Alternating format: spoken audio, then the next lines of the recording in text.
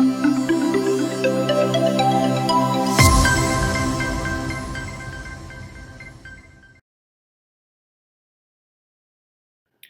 everyone. Welcome to Daily News Simplified, an answer to what, why and how of newspaper reading. Today we are going to analyze the Hindu dated 11th of January 2020. Displayed on the screen is a list of articles that we are going to discuss today. Timestamping for the same has been provided in the description of the video. Let's begin.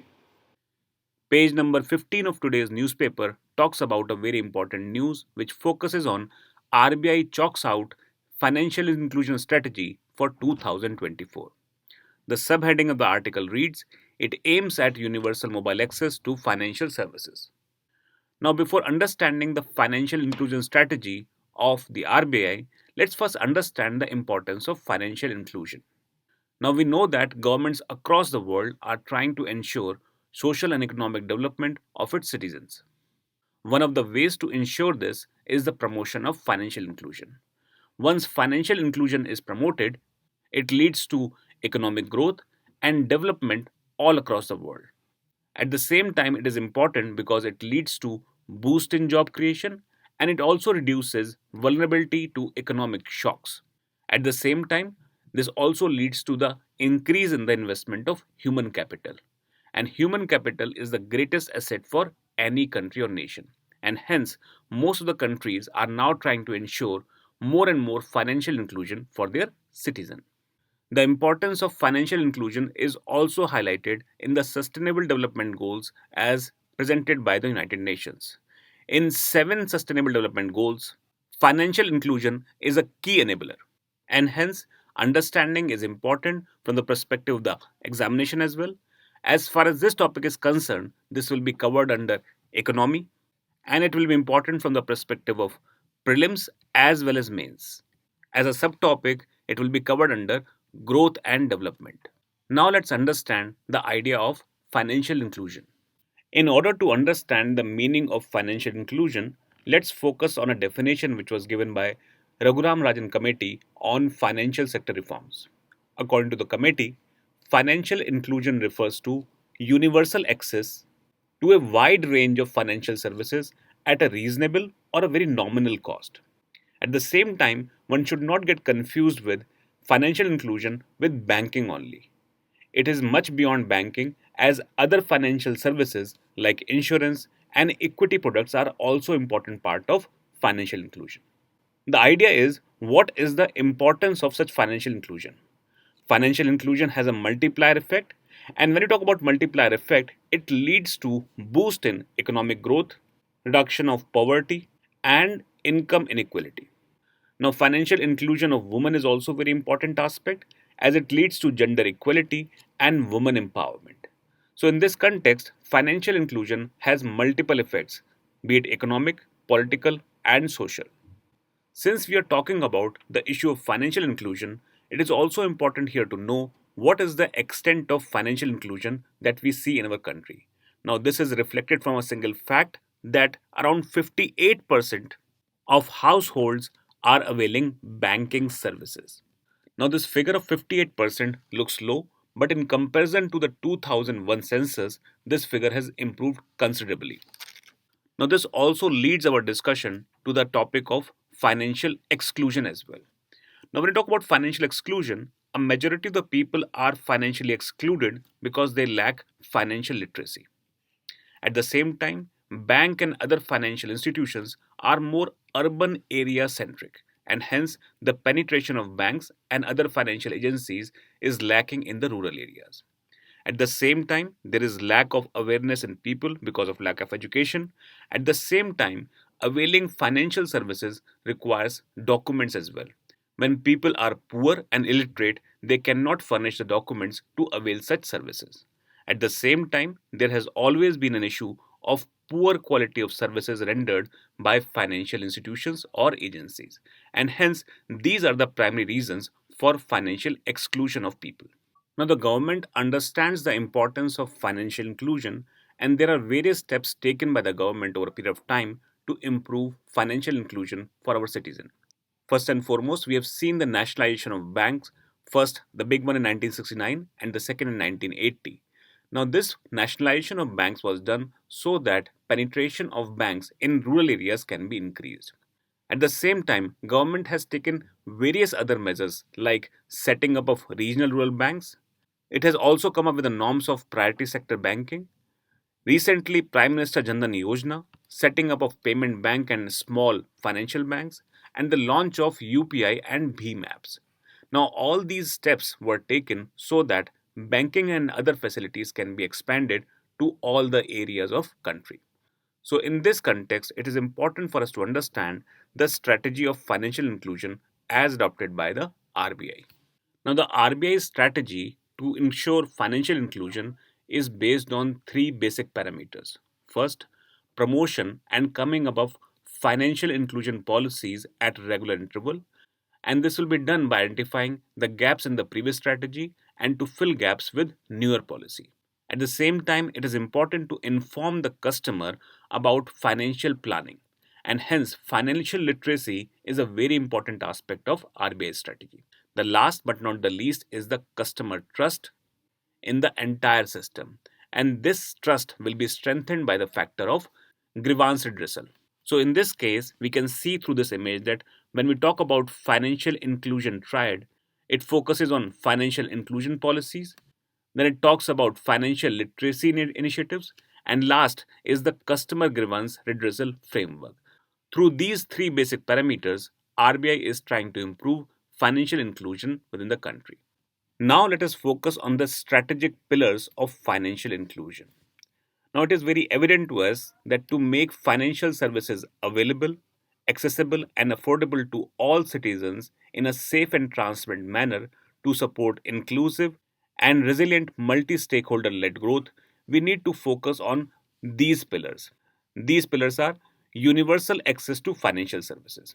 Second important aspect is providing basic bouquet of financial services. Third is access to livelihood and skill development. Fourth is financial literacy and education. Fifth would be customer protection and grievance redressal. And last would be effective coordination. At the same time, all these six pillars will be based on leveraging technology and adopting multi-stakeholder approach for sustainable financial inclusion. Now let us understand all these pillars briefly. At the same time, we need to understand that technology is a very important aspect of achieving the goals of financial inclusion. So, when we talk about universal access to financial services, it has to be based upon digital network infrastructure to all financial service outlets. In this regard, digital financial infrastructure should be set up by all banks as well as other non bank entities such as fertilizer shops, offices of local government, common service centers, education institutions, etc. This will promote efficiency, transparency in the services offered to the customers. Now, the second important strategic pillar of financial inclusion is providing basic bouquet of financial services. As already mentioned, opening a bank account is a very small portion of financial services. The person must be in a position to acquire credit, can invest in pension and insurance, and it should also give an opportunity to invest in a safe and transparent manner. In this fashion, these basic bouquet of financial services will basically ensure trust in the customer and will give them opportunity to expand their financial inclusion in various products. Third important aspect is access to livelihood and skill development. Now, it can be highlighted from the fact that financial inclusion will include both access to livelihood as well as skill development. The financial inclusion that the government is targeting must empower people with information of government initiatives to promote skill building, such as National Rural Livelihood Mission, PM Kaushal Vikas Yojana, and many such other schemes. So, this again is a very important aspect of financial inclusion. Next is financial literacy and education. Now, there is a need to prepare financial literacy modules with a specific target audience orientation, which can be focused at children, adults, women, retired, and elderly people, etc. These modules can be in the form of audio, video, booklet, and should be made available for understanding the product and process involved. availability of such financial literacy and education will boost the financial inclusion in a significant fashion. Next is customer protection and grievance redressal. Now, the financial sector is facing growing risks such as cloning, hacking, phishing, malware, etc., which increases the vulnerability of digital financial users. Hence, in order to improve trust of the users, there is a need to set up effective grievance redressal mechanism at different levels. Data protection and cybersecurity also needs to be addressed under the customer protection framework. And this will inspire confidence in the financial sector and will include more people in the ambit of financial inclusion. Last important aspect is effective coordination. Now, in financial inclusion, there are various key stakeholders, which includes government, regulators, financial service providers, telecom service regulators, skill training institutes, etc. So there is a very valid need of focused and continuous coordination among all these key stakeholders. This will ensure that customers are able to use the services in a sustainable manner. So these are the major points of the strategy which is adopted by RBI for ensuring financial inclusion by the year 2024. Yesterday was a very important day in the history of India, where the Supreme Court has criticized the government for curbing basic rights in Jammu and Kashmir. At the same time, Supreme Court has highlighted that Section 144 is not a tool to suppress opinion. Now, this topic has been adequately covered in today's newspaper. It has been covered as part of editorial on page number 10, which reads eloquently reticent.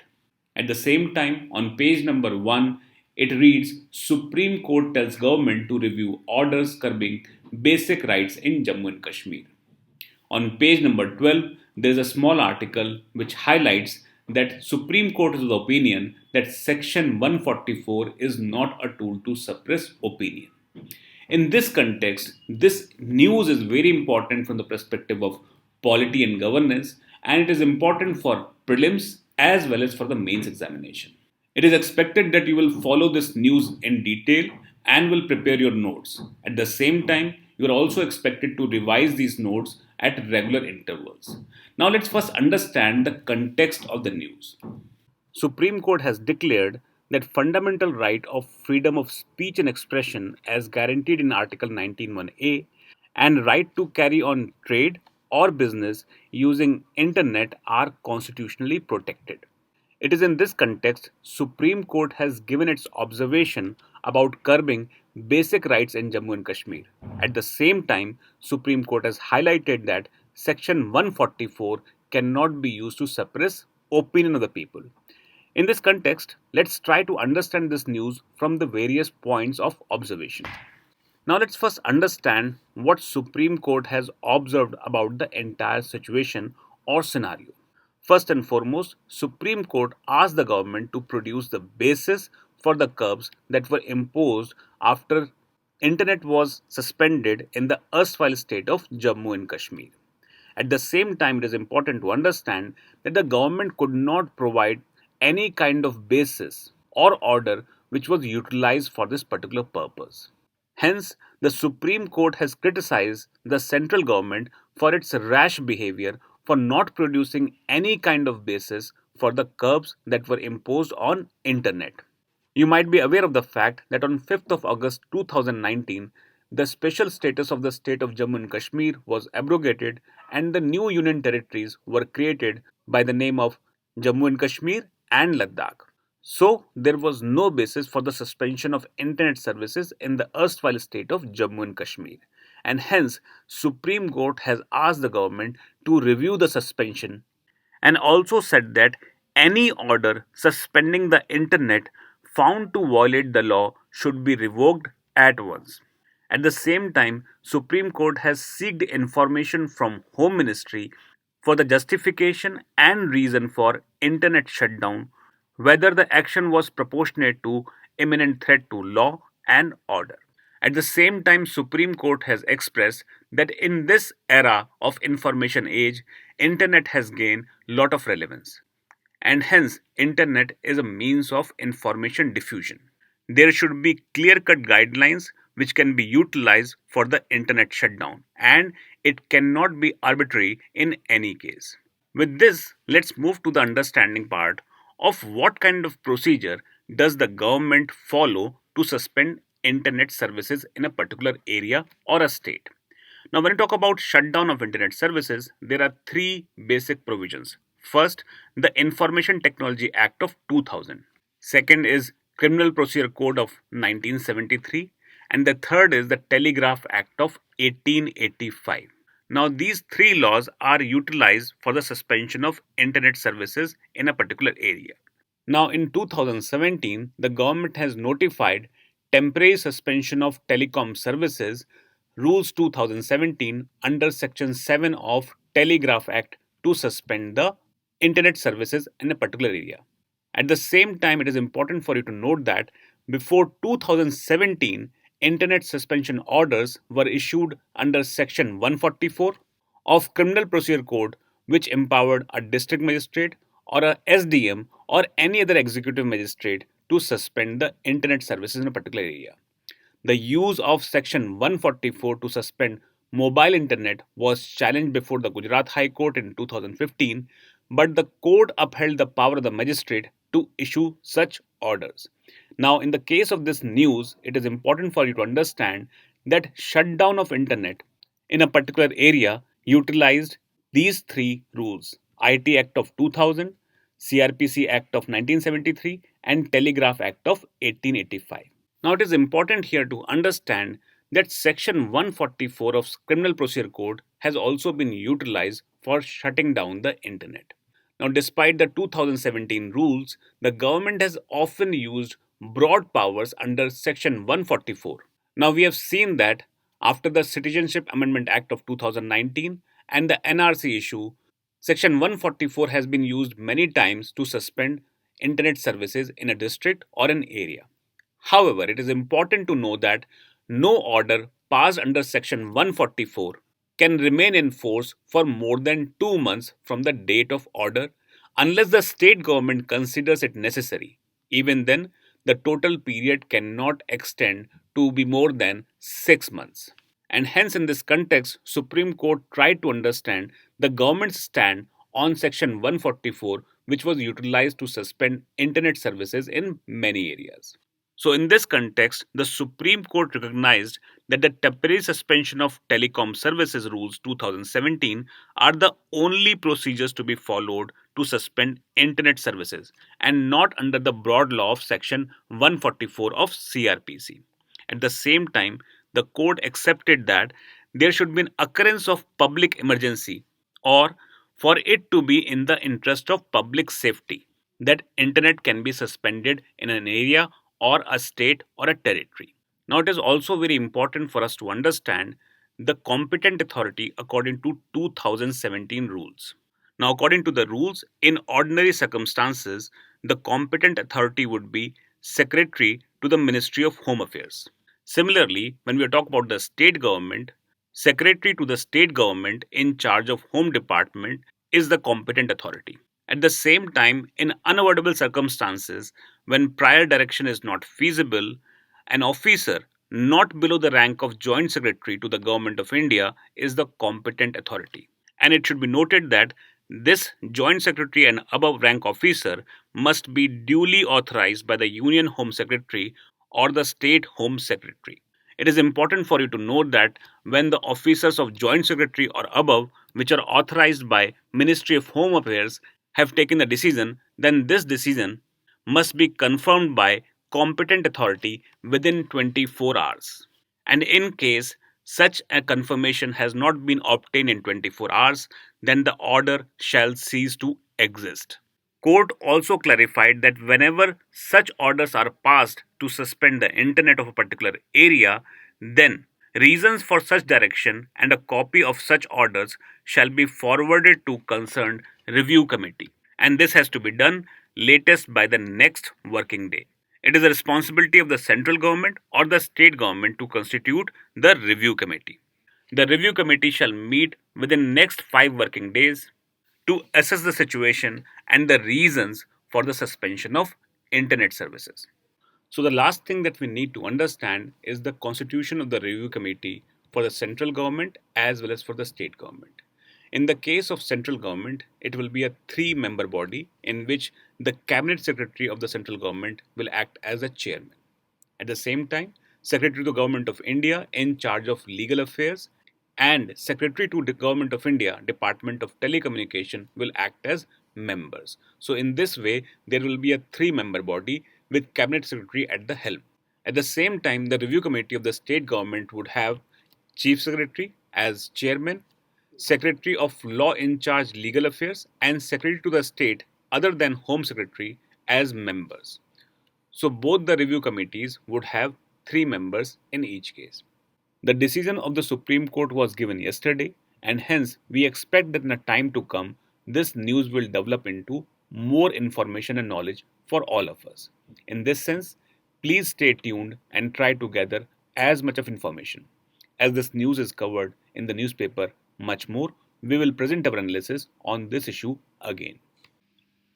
The lead article on page number 10 talks about human rights are not solely an internal matter. In this context, it is very important for you to understand that Austin, who was one of the proponents of sovereignty, focused on one aspect. He was of the view that sovereignty is unquestioned for a country and there would be no influence of any other country. At the same time, as we are living in a globalized world, this has become more of a myth. Now, countries are dependent on each other, and hence, something that can be categorized as an internal matter is a very difficult concept for us to believe. The author highlights the same dilemma for country as well as for readers. It reads, human rights are not solely an internal matter.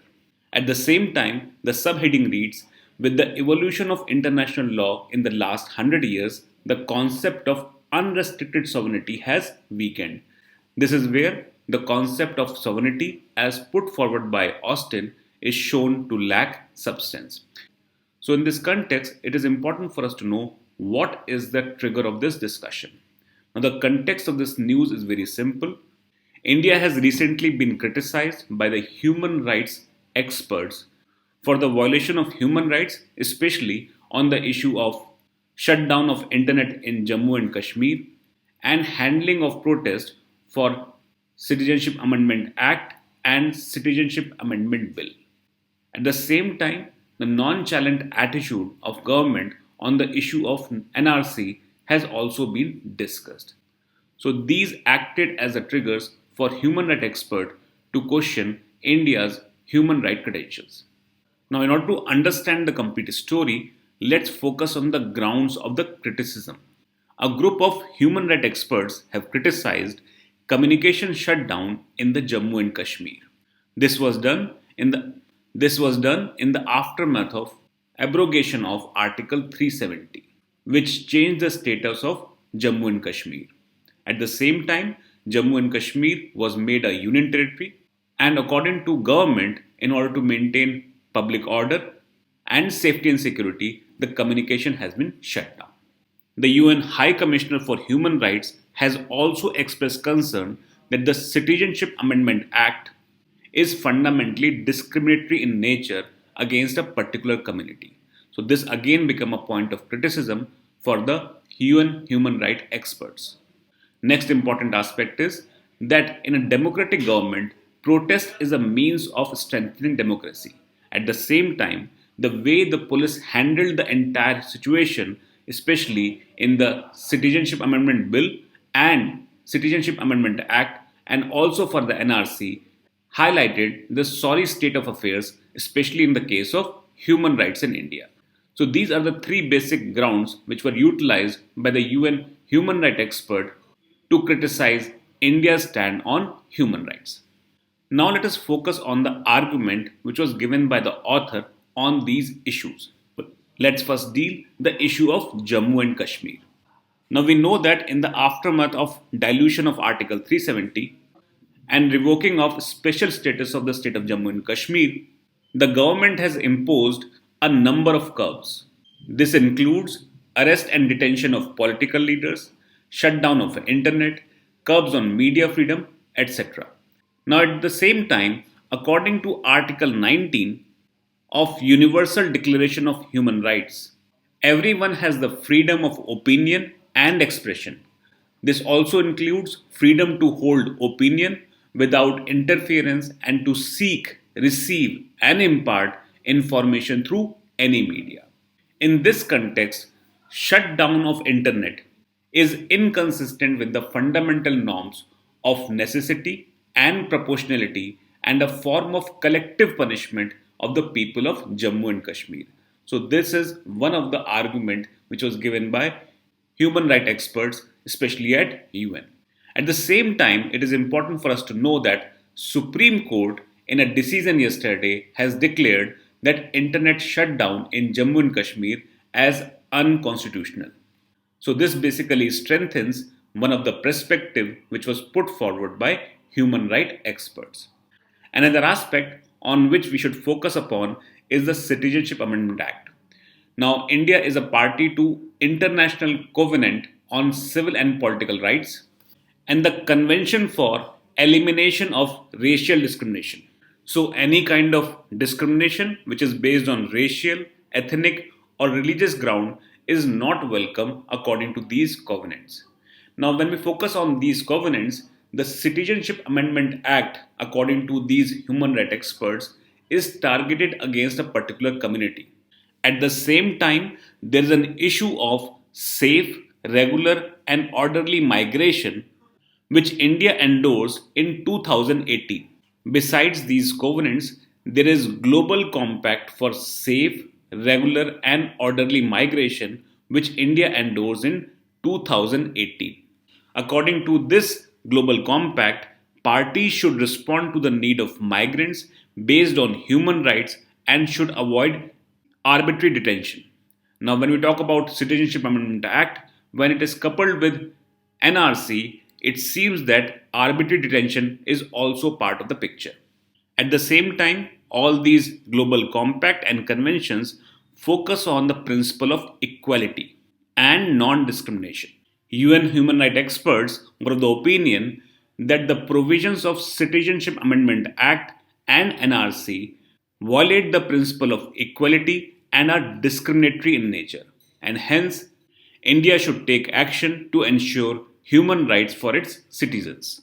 When the human rights experts have criticized India's stand on Citizenship Amendment Act and shutdown of internet in Jammu and Kashmir, India asserted that both Jammu and Kashmir and Citizenship Amendment Act are its internal matter and there should not be any interference on its sovereign matters. At the same time, as already mentioned, sovereignty is not unrestricted in today's time. There are many treaties, agreements, and covenants which ensure that member countries should make laws while respecting human rights, which are based upon equality and non discrimination. So, these are author's opinion about human rights issues in India. At the same time, the author highlights that there is a weakening of civil society and this civil society has weakened because funding of NGOs has been curbed in the recent past. According to the author, after the amendment of Foreign Contribution Regulation Act, under which registration of about 14,000 NGOs has been cancelled since 2014, and this has led to dissipate dissent in the country.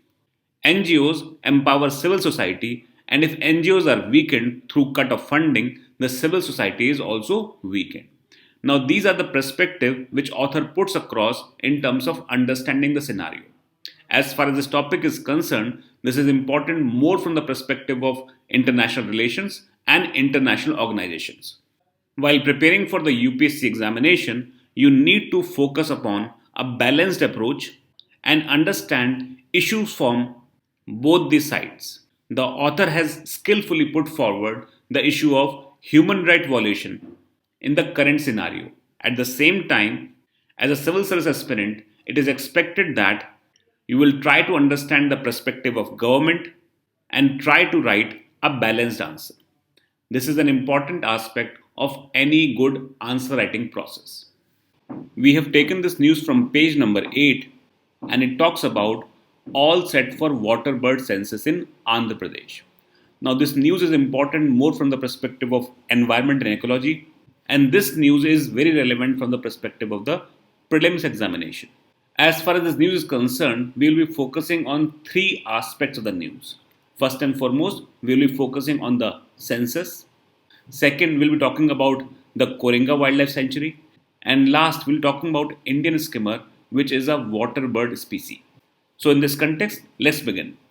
The news that is covered in the newspaper is that annual water bird census will start in Koringa Wildlife Sanctuary and the surrounding wetlands.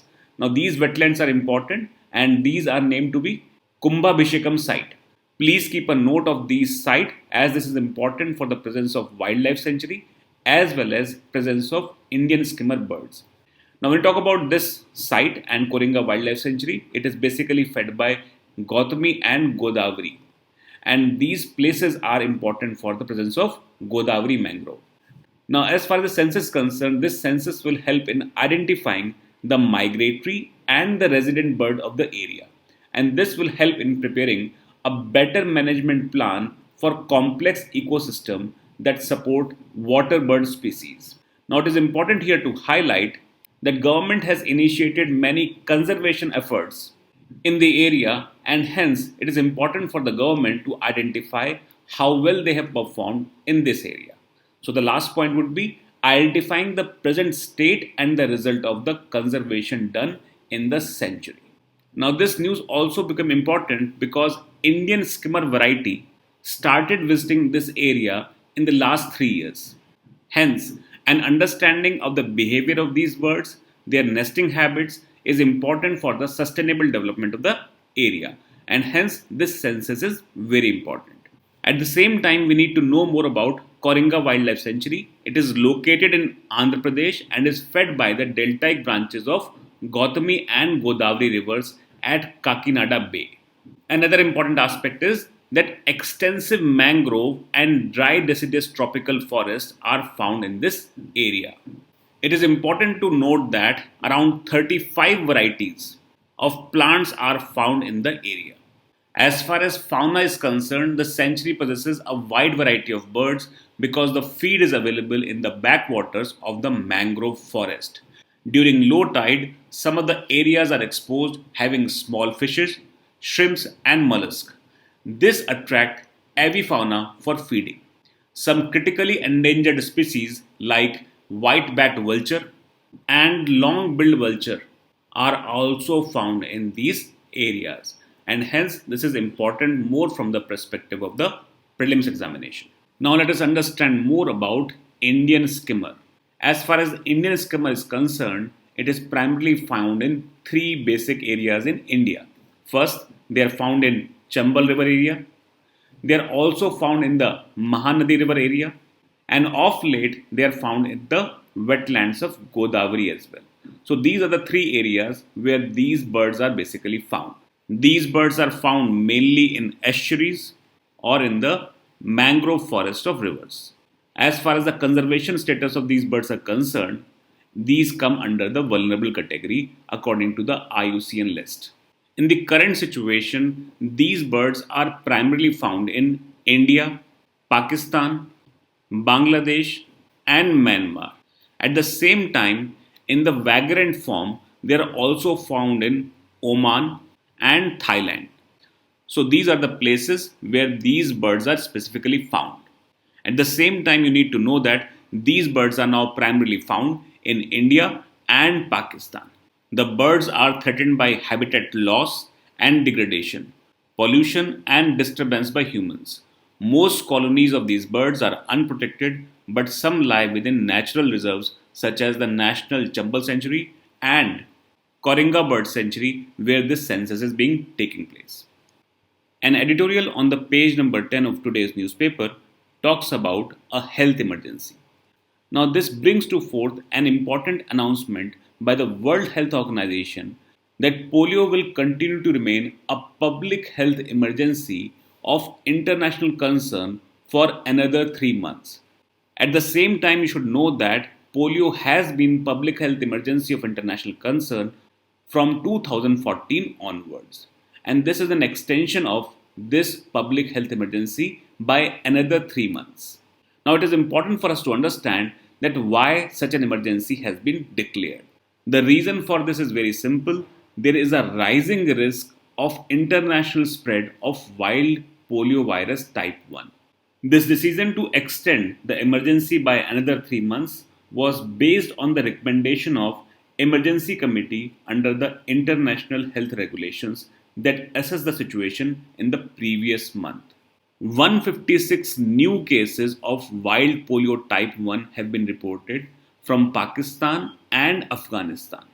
And there has been a fourfold increase in the number of reported cases for polio from 2018. And that is the reason why it is categorized as public health emergency of international concern. At the same time, the wild type 1 from Pakistan is also getting exported to Iran and Afghanistan. And the situation is alarming because less number of children are getting vaccinated against polio, especially in Afghanistan, due to security concern. There is another aspect of this public health emergency, as there have been 249 cases of vaccine derived polio cases in 16 countries in 2019. Now, it is important here to know that vaccine derived polio cases occur because the vaccine has not been properly stored or more than desired quantity of vaccine is given to the kids. And this is the reason why there is a health emergency regarding this issue. Now, World Health Organization has been trying very hard to eradicate polio. Now, our country is said to have eradicated polio when not a single case of wild polio virus type 1 is reported for 3 successive years. In this context, it is important to know that India became polio free in the year 2016. Another significant aspect of this news is that India is celebrating 25 years of pulse polio immunization, as this program started way back in 1995. The primary objective of pulse polio immunization program was to ensure 100% coverage of all children against polio. Another noteworthy factor is that Vellore, a town in India, was the first town that was declared polio free in India. Now, the achievement of India to control polio is very important because in 2009, number of polio cases reported in India was highest in the world. At the same time, with the combined effort of people, government and international organization, India has achieved the status of being polio free. In the context of the news, it is important to know more about the polio disease. Now, polio disease or poliomyelitis is more of a viral disease which causes infantile paralysis. This disease is highly contagious and can lead to paralysis, breathing problem, or even death. Now, the problem of polio is increased because vast majority of polio infections present no symptoms at all. And this is the reason why it is difficult to diagnose polio as a disease. At the same time, with the sustained effort of governments across the world and international organizations, the polio as a disease has been eradicated from most of the countries. It is now present in Pakistan, Afghanistan, and Nigeria. Once Nigeria eradicates polio, then whole of the Africa will be free of polio disease. Now, as already mentioned, polio is highly contagious and it spreads from person to person. At the same time, pregnant women are more susceptible to polio as a disease. And this is also a mechanism through which it is transferred to children as well. In the current scheme of things, there are two types of polio vaccines available. One is inactivated polio virus and second is oral polio vaccine. In the case of inactivated polio virus, it consists of series of injections that start 2 months after the birth and continue until a child is 4 to 6 years old. The vaccine, as the name suggests, is made from inactive polio virus. It is very safe and effective and cannot cause polio. On the other hand, when we talk about oral polio vaccine, it is created from weakened form of polio virus. This version of vaccine of choice in many countries because it is of low cost. easy to administer, and gives an excellent level of immunity. However, in very rare cases, oral polio vaccine have been known to revert to a dangerous form of poliovirus which is able to cause paralysis. As we have seen in the news, over 249 cases of polio which are caused by vaccine have been reported from 16 countries. So this is basically difference between inactivated polio virus and oral polio vaccine. Inactivated polio virus is basically practiced in US and many other developed countries. Now, as already mentioned, polio is highly contagious in nature. The polio virus basically resides in the throat and intestine of the people. It enters the body through mouth and spreads through first contact with feces and droplets from sneeze or cough of an infected person. An infected person may spread the virus to others immediately before and up to 2 weeks after the symptoms appear. So, this is why this disease is very contagious and dangerous in nature. Based on today's discussion, let's take a practice question for the day. Now, as far as these practice questions are concerned, first question that we have taken up is a question from UPSC examination of 2019. Now, it is important for here to know that the question asked, consider the following statements. First, Asiatic loin is naturally found in India. Second, double-hemmed camel is naturally found in India only. And third is, one-horned rhinoceros is naturally found in India only. Now we know that statements 2 and 3 are incorrect and hence option A is the correct choice, which is 1 only. Now based on this question, we have created a similar question on Indian skimmer. Now consider the following statements about Indian skimmer. First, it is found only in India. This is incorrect, as in our discussion we have mentioned that this is found in Pakistan as well. Second, it is a type of water bird which flourishes in fresh water. This is incorrect, as it flourishes in the mangrove area. And third, it is found along all major rivers in India. This is also incorrect, as it is found in the river basin of few selected rivers like Chambal and Godavari. And hence, the correct answer in this case is option D, none of the above. Question number 3 is, which of the following statement is not related to financial inclusion in India? First, mechanism of grievance redressal. This is part of financial inclusion. Second, informing and educating people about financial products. This is also correct.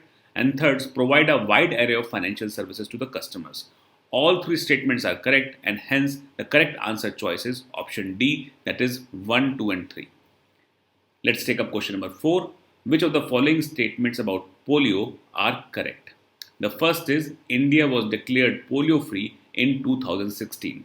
This is correct because India became polio free in 2013 and India was declared polio free only when for 3 years in succession, when the country does not report any case of polio, then it is declared polio free. So India was declared polio free in 2016. Second statement, India has celebrated 25 years of pulse polio immunization program. This is correct. In 2019, India celebrated 25 years because the pulse polio program started way back in 1995. Third is, Nigeria is the only country in Africa which is not polio free. According to our discussion, this is also correct. And hence the correct answer is option D, 1, 2 and 3.